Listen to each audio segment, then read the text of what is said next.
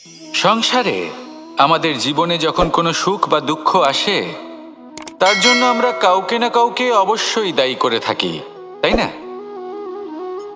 এই ব্যক্তি আমাদের সাথে এরকম কাজ করেছেন, তাই আমার সাথে এমন হলো। ওই ব্যক্তি যদি এমনটা না করতেন, তাহলে আজ আমি ওই স্থানে পৌঁছতে পারতাম।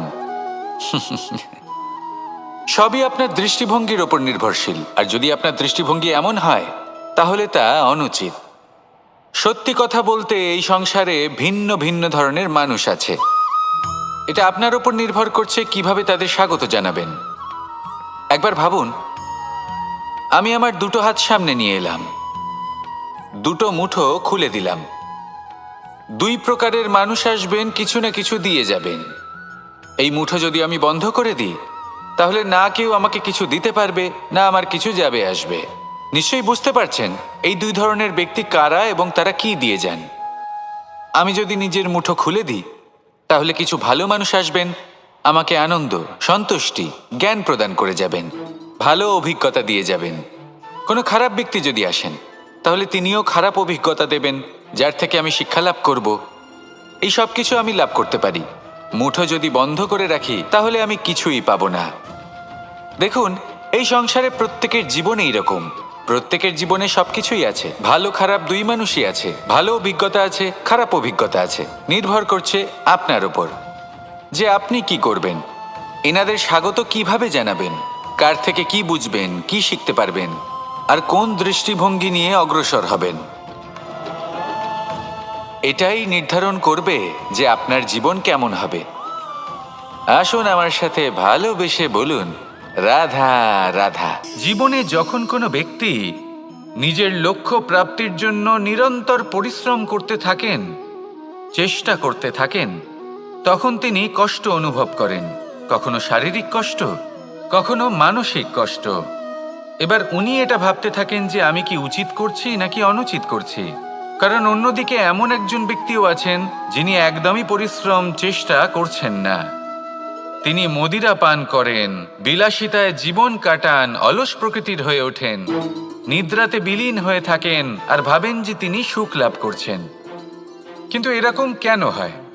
কারণ যখন আমরা সৎ পথে থাকি, উচিত পথে চলি, লক্ষ্য প্রাপ্ত করার জন্য চেষ্টা করতে থাকি, তখন আমাদের ভেতরে থাকা নেতিবাচক শক্তি এবং পাপ এই দেহকে ত্যাগ করে দেয়।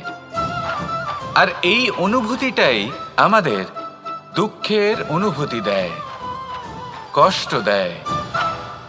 এবার সেখানে যদি আমরা কুপথে চলি, অনুচিত পথে চলতে থাকি, তাহলে আমাদের ভেতরে থাকা পুণ্য এবং ধনাত্মক শক্তি আমাদের দেহ ত্যাগ করে দেয়।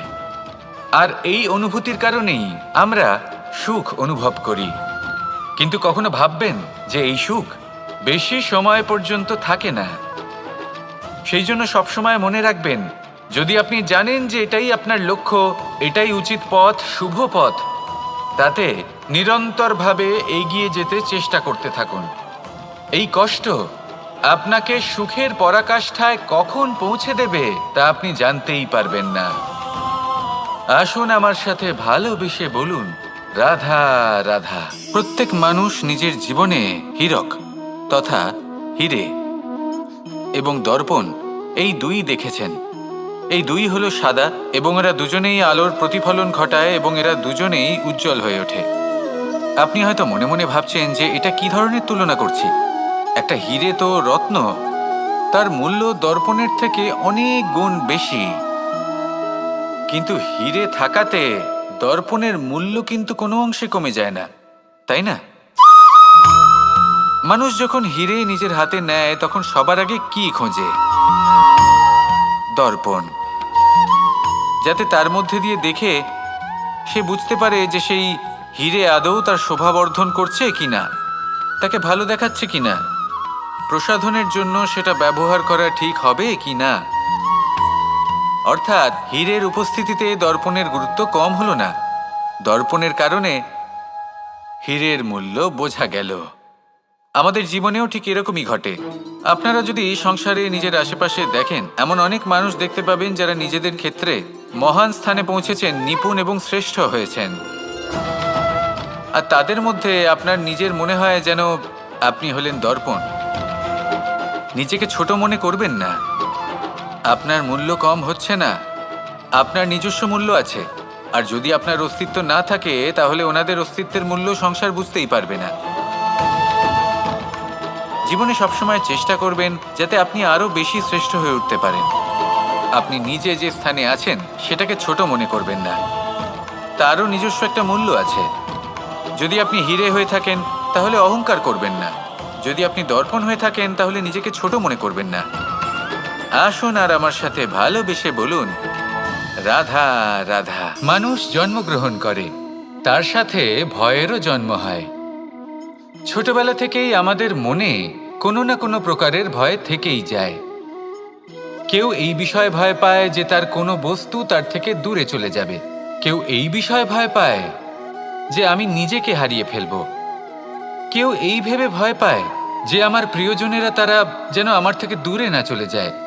কেউ এই ভেবে ভয় পায় যে আমরা যেন পথ না হারিয়ে ফেলি, আদি ইত্যাদি। কিন্তু সত্যি কথা বলতে ভেবে দেখুন, এই ভয় বাস্তবে কি?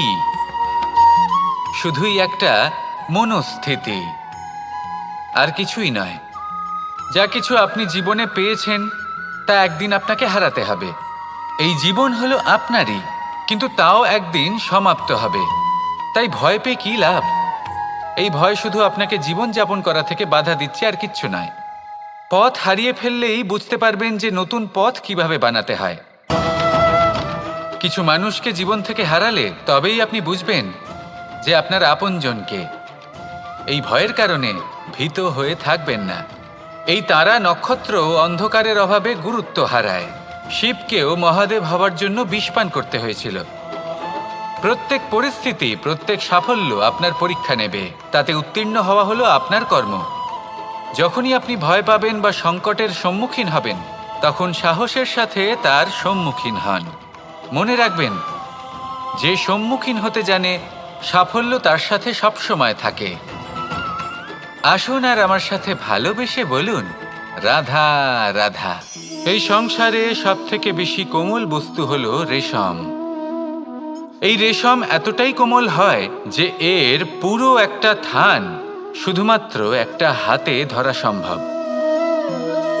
কখনো ভেবে দেখেছেন এই রেশম কিভাবে হয়? একটি কীট তার লালার দ্বারা উৎপন্ন হয়। এই কীট সেই রেশমকে পাক দিতে থাকে, পাক দিতেই থাকে, আর আস্তে আস্তে তার মধ্যেই জড়িয়ে পড়ে। শেষে ওর এই সুন্দর অমূল্য সৃষ্টি রেশমের এই সুতো, তার নির্মাণ কার্য পূর্ণ হয়। কিন্তু তাতেই ও নিজে বন্দী হয়ে যায়। নিজেরই মায়াজালের এই বন্দী গৃহে নিজেই ফেঁসে যায়। এবার এই সুতোকে ব্যবহারযোগ্য করে তোলার জন্য এই কীটগুলিকে এই কবচের সাথেই ফুটন্ত জলে ফেলে দেওয়া হয়।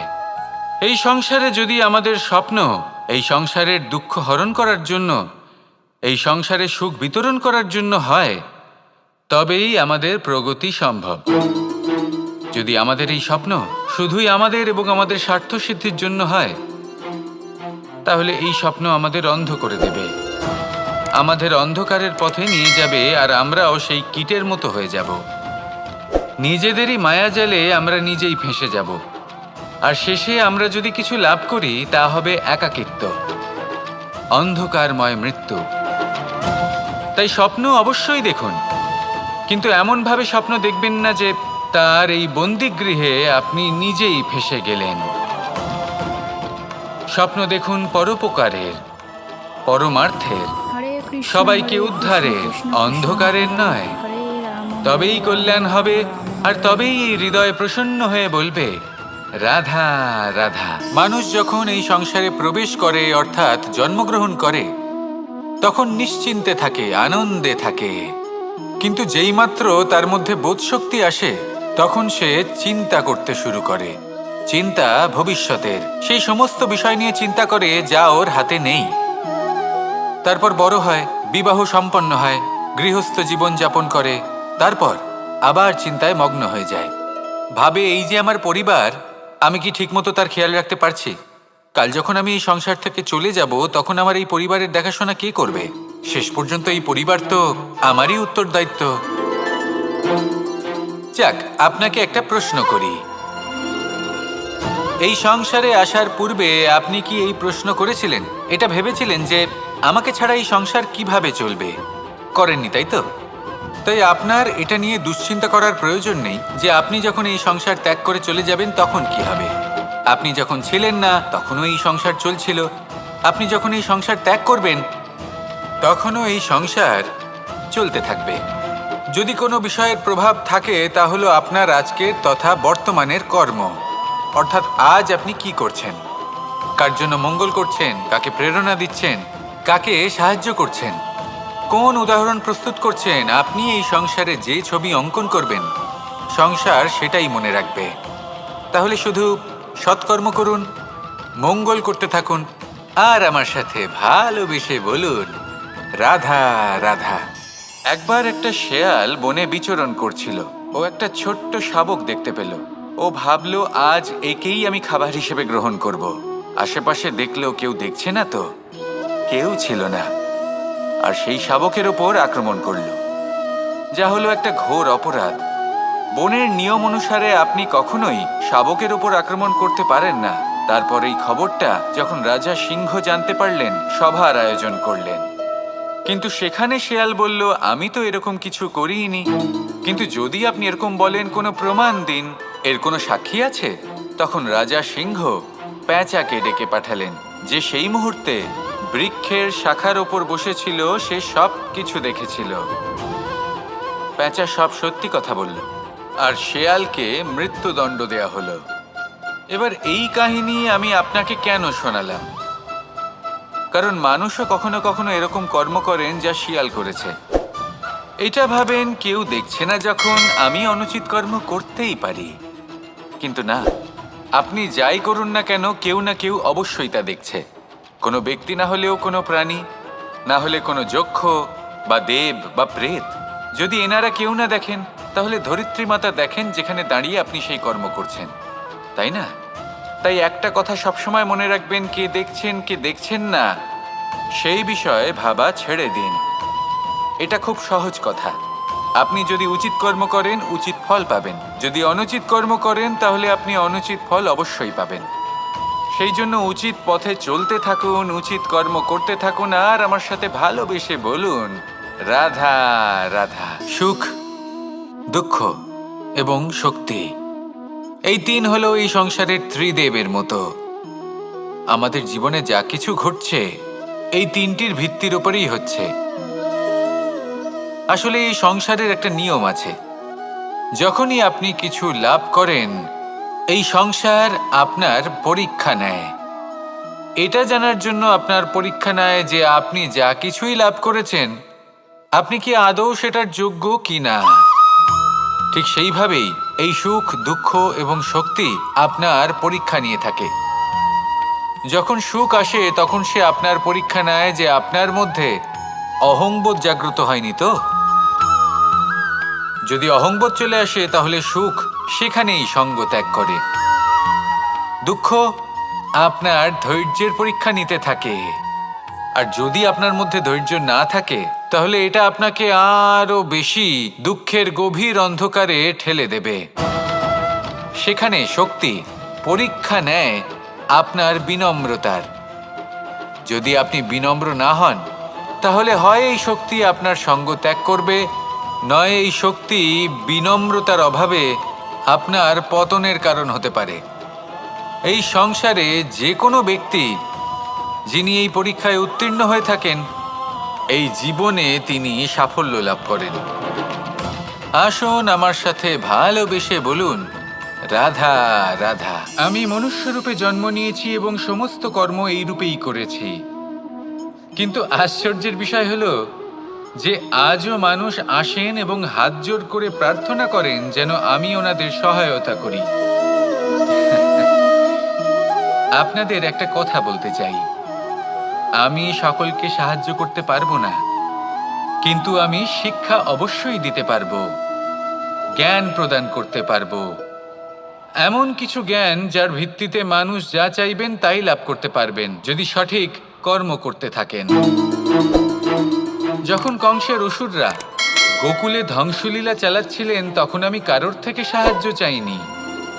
আমি দাঁড়িয়েছিলাম এবং আমি তার বিরোধিতা করেছিলাম। সবাই বলেন যে আমি ছোট্ট একটা আঙুলে গোবর্ধন পর্বত তুলেছিলাম, কিন্তু আমি কি ওখানে একা ছিলাম?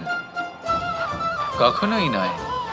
আমার সাথে অসংখ্য গোকুলবাসী, অসংখ্য বর্ষণাবাসী ছিলেন, নিজের হাতে একটা লাঠি নিয়ে। ওনাদের মনোবল, ওনাদের আশীর্বাদ আমার সাথে ছিল। মহাভারতে আমি শুধুই শিক্ষক ছিলাম, আমি শুধুই শিক্ষা দিয়েছি। লক্ষ্য সাধন করেছে অর্জুনই, যুদ্ধ করেছে অর্জুনই এবং জয়ীও হয়েছে অর্জুনই। আমি শুধুই শিক্ষা দিতে পারি। অবশেষে আপনাকে শুধু এটুকুই বুঝতে হবে যে ঈশ্বর সবকিছু করতে পারেন না, করতে হবে আপনাকে। ঈশ্বর আপনাকে আশীর্বাদ করতে পারেন, যে কাজ আপনি মন থেকে করবেন সেটা অবশ্যই পূরণ হবে।